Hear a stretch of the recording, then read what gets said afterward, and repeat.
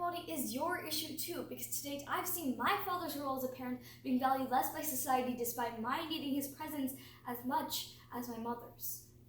I've seen young men suffering from mental illness, unable to ask for help for fear it would make them seem less macho. In fact, in the UK, suicide is the biggest killer of men between 29 and 40 years of age, eclipsing cancer, coronary heart disease, and road accidents.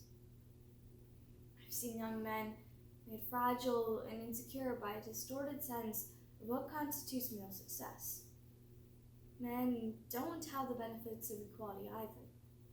We don't often talk about men being imprisoned by gender stereotypes, but I can see that they are, and that when they are free, things will change for women as a natural consequence.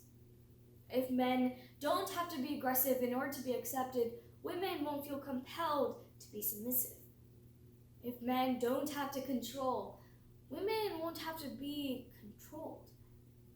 Both men and women should feel free to be sensitive. Both men and women should feel free to be strong.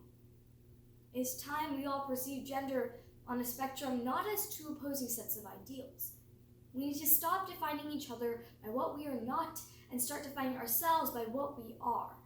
And in this way, we can all be more free. And this is what He for She is about. It's about freedom.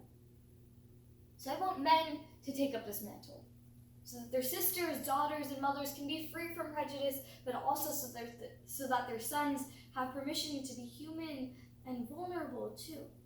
To reclaim those parts of themselves that they had abandoned, and in doing so, be a more true and complete version of themselves.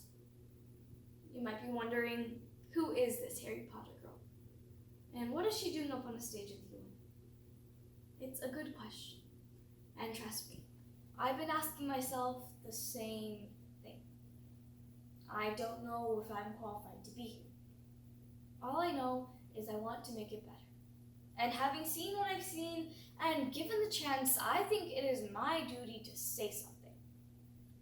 English statesman Edmund Burke once said, "All that is needed for the forces of evil to triumph is for enough good men and for women to do nothing." In my nervousness for the speech, I've told myself firmly, if not me, who? And if not now, when? Because the reality is, if we do nothing, it will take 75 years, or for me to be nearly 100, before women can expect to be paid the same as men for the same work.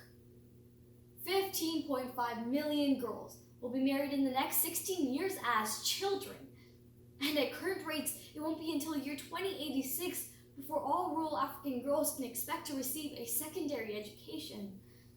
If you believe in gender equality, then you might be one of those inadvertent feminists I spoke of earlier.